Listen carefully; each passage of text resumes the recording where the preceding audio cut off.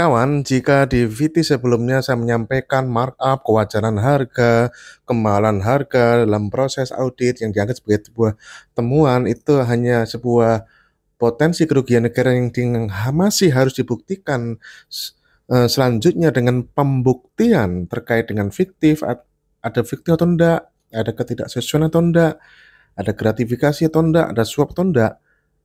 Kok bisa begitu? Mengapa? Nah, pada VT kali ini secara singkat saya akan menjelaskan alasannya, argumentasi saya. Dan kalau kita berargumentasi, tentunya adalah kita mengharapkan di komen adalah argumentasi juga, atau bahkan mungkin ada rekan-rekan fungsional yang menyampaikan argumentasi yang berbeda sesuai dengan ketentuan yang berlaku atau sesuai dengan logika-logika ekonomi, ya, karena bagaimanapun ini proses belanja itu adalah proses jual beli ekonomi, ya. Makanya saya menyampaikan pengadaan barang jasa itu adalah rumpun bidang ekonomi, bukan rumpun bidang hukum. Nah, alasannya apa, Pak? Mengapa kok Bapak bilang markup, kewajaran harga, kemahalan harga itu nggak bisa langsung dihitung kerugian negara? Alasannya sederhana, rekan-rekan semuanya. Kewajaran harga, markup, kemahalan harga, Anda bandingkan dengan apa? Sekali ulangi, kewajaran harga, markup, kemahalan harga, tuduhan-tuduhan itu yang menghasilkan sebuah nilai rupiah tertentu, itu Anda bandingkan dengan apa? HPS. Anda bandingkan dengan survei pasar. Ya, ini adalah yang auditnya kontrak loh. Objek audit adalah kontrak yang masa lalu, yang sudah dibayarkan di masa lalu. Ya, di mana nilai kontrak dan harga satuan kontraknya adalah sah, yang diperoleh dari mekanisme sesuai dengan prosesnya, misalkan dari e-purchasing, dari katalog, misalkan dari tender, dari seleksi, dari penunjukan langsung, dari pengadaan langsung, apapun prosesnya, atau dari mekanisme pengadaan yang dikecualikan dari aturan pemerintah, misalkan. Begitu mereka sudah melewati itu, ya, sesuai dengan bidang kompetensinya, sah, PPK dan penyedia berkontrak sah, yang ada tinggal hak dan kewajiban. Nah, sekarang kenapa tidak bisa dijadikan parameter perhitungan kerugian negara kalau tuduhan-tuduhan tentang markup? Ya, karena tidak ada parameternya. Dibandingkan dengan apa? Kewajaran harga di dalam peraturan Presiden tentang pengadaan barang jasa pemerintah dan juga dalam aturan turunan-turunannya berupa peraturan LKPP, ya, dan juga peraturan-peraturan yang lain, dan tentunya adalah karena ini adalah objek prosesnya adalah proses pengadaan barang jasa yang sama oleh Bapak Presiden dijadikan satu pintu, yaitu melalui LKPP, yang namanya kewajaran harga hanya satu pintu dan hanya ada di proses pemilihan penyedia oleh Pokja Pemilihan. Kalau kewajaran harga yang dilakukan oleh Pokja Pemilihan, parameter dan ketentuannya sangat jelas diatur dalam Peraturan LKPP nomor 12 tahun 2021. Parameternya ada, prosesnya diatur, sehingga menghasilkan keputusan ini wajar, ini tidak wajar. Ada prosesnya, dan itu adalah proses pemilihan penyedia, dan itu pun untuk penawaran yang di bawah 80% dari HPS untuk metode pemilihan yang memang menggunakan HPS seperti tender, seleksi, pengadaan langsung, penunjukan langsung, tender cepat. Hanya untuk itu, ya, yang dilakukan Pokja Pemilihan itu ada dasarnya, ada parameternya, dan ada prosedur yang diatur dengan jelas. Sementara kalau itu dihasilkan sebuah angka konsep temuan audit yang dianggap markup, kewajaran harga, nggak wajar harganya, misalnya begitu, atau mahal harganya, misalnya begitu, dibandingkan dengan apa pembandingnya? Kalau pembandingnya adalah survei pasar yang dilakukan pada saat audit, tidak apple to apple. Karena apa? Karena keuangan negara yang dikeluarkan oleh PPK pada saat uang itu dibayarkan adalah dilakukan di waktu yang sudah berjalan mungkin setahun yang lalu. Dan Anda tahu faktor pembentuk harga itu begitu dinamis. Tidak hanya harga itu sendiri.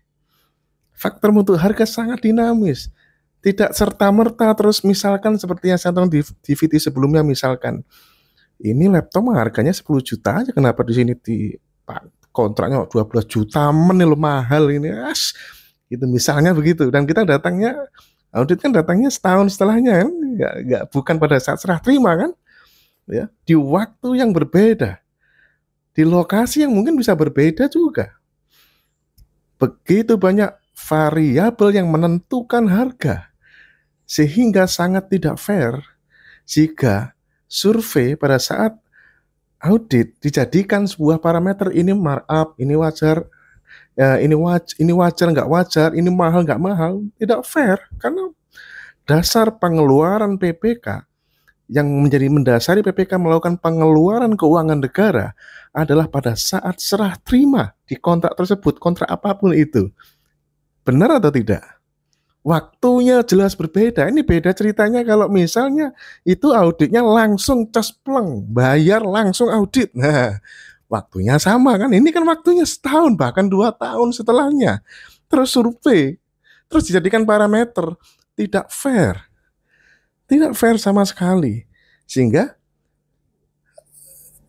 solusi terbaiknya adalah, karena saya yakin, saya khawatir kata-kata saya akan dipotong oleh mental-mental koruptor nih. Wah, ini berarti boleh dong. Nah, ini bisa jadi celah ini. Ya, saya sampaikan, bisa jadi ini laptop kan harganya cuma 10 juta, ini kontraknya 12 juta. Tidak serta-merta itu dianggap nggak wajar 2 juta, tapi itu dianggap sebagai, wah ini jangan-jangan ada yang cashback ini. Wah, ini jangan-jangan ini ya, ada gratifikasi, ada suap, atau ada mungkin fiktif barangkali, atau ketidaksesuaian spek yang dibayarkan. Jadikan rekan-rekan pemeriksa, jadikan ini sebagai potensi yang masih harus dibuktikan. Alasan, jadi saya tegaskan lagi alasannya mengapa? Ya karena parameter pembandingnya dibandingkan dengan apanya, kalau itu dilakukan pasca kontrak yang waktunya bisa setahun 2 tahun setelahnya, itu tidak apple to apple, tidak jelas pembandingnya dengan apa. Tapi kalau yang dilakukan Pokja pemilihan kan jelas, yang namanya kewajaran harga itu hanya ada, Anda cek seluruh peraturan LKPP yang dikeluarkan oleh LKPP, Anda cek yang namanya kewajaran harga itu hanya ditemukan di dalam mekanisme tender seleksi. Pada saat PPK, pada saat penyedia, pelaku usaha menyampaikan penawaran di bawah 80% HPS, dilakukan prosedur kewajaran harga yang 11 langkah itu. Prosedurnya jelas, parameternya jelas, ya, walaupun itu juga itu saja masih menimbulkan proses yang kadang-kadang gamang, itu saja. Tapi setidak-tidaknya kan jelas tertuang. Wah, bahwa ini kalau seperti ini yang terjadi adalah wajar. Kalau seperti yang terjadi adalah tidak wajar. Jelas ya, atur di peraturan LKPP. Jelas sekali. Ya, walaupun masih ada proses-proses gamang-gamangnya ada, tapi setidak-tidaknya ada. Tapi kalau itu dilakukan pada saat pasca kontrak audit yang dilakukan setahun 2 tahun setelahnya, itu pembandingnya dengan apa? Ya, sehingga sekali lagi bukan serta-merta itu tidak bisa dijadikan sebagai kerugian negara, tapi jadikanlah sebagai potensi kerugian negara. Terakhir, sebagai pesan untuk kita semuanya, rekan-rekan semuanya, ayo mari kita jaga integritas. Apapun yang kita lakukan saat ini, jejak digitalnya akan terlihat, rekan-rekan semuanya. Mari kita nikmati saja profesi pengadaan barang jasa ini sebagai ladang ibadah amal jariah, menjalankan amanah uang rakyat dengan sebaik-baiknya. Maka itu akan menjadi ladang amal jariah buat Anda di kehidupan selanjutnya.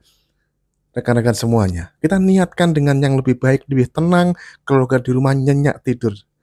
Sukses, jaga integritas.